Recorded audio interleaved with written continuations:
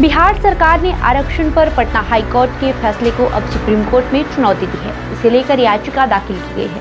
इसका मतलब ये हुआ कि अब सुप्रीम कोर्ट में आरक्षण की लड़ाई देखने को मिलेगी। बिहार विधानमंडल में सर्वसम्मति से 50% के आरक्षण के दायरे को नीतीश सरकार ने 65% कर दिया था। बिहार में आरक्षण का मामला सुप्रीम कोर्ट पहुंच चुका है। सरकार ने आरक्षण कानून में संशोधन को खारिज करने संबंधी पटना हाईकोर्ट के फैसले को सुप्रीम कोर्ट ने चुनौती दी है।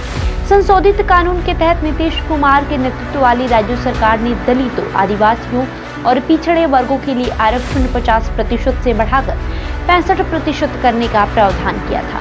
पटना उच्च न्यायालय ने 20 जून को अपने फैसले में कहा था कि पिछले साल नवंबर में राज्य विधानमंडल में सर्वसम्मति से पारित किए गए संशोधन संविधान के खिलाफ है। ये समानता के अधिकार का हनन करता है।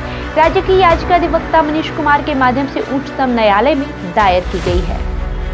पटना हाईकोर्ट की एक पीठ ने बिहार में सरकारी नौकरियों में रिक्तियों के आरक्षण यानी अनुसूचित जातियों, अनुसूचित जनजातियों और अन्य पिछड़े वर्गों के लिए संशोधन अधिनियम 2023 और बिहार आरक्षण अधिनियम 2023 को चुनौती वाली कई याचिकाओं को मंजूर कर लिया था। कोर्ट ने 87 पन्नों के विस्तृत आदेश में स्पष्ट किया था कि उसे कोई भी ऐसी परिस्थिति नजर नहीं आती जो राज्य को इंदिरा साहनी मामले में उच्चतम न्यायालय द्वारा निर्धारित आरक्षण की 50% की सीमा का उल्लंघन करने में सक्षम बनाती हो। राज्य ने सरकारी नौकरियों और शैक्षणिक संस्थानों में विभिन्न श्रेणियों में संख्यात्मक प्रतिनिधित्व के बजाय उनकी जनसंख्या के अनुपात के आधार पर आरक्षण देने का कदम उठाया। बिहार में आरक्षण को लेकर संशोधन जातिगत सर्वेक्षण के बाद किए गए थे, जिसके अन्य पिछड़ा वर्ग यानी ओबीसी और अत्यंत पिछड़ा वर्ग यानी कि ईबीसी की हिस्सेदारी को राज्यों की कुल जनसंख्या का 63% बताया गया था, जबकि अनुसूचित जाति और अनुसूचित जनजाति की हिस्सेदारी 21% से अधिक बताई गई थी।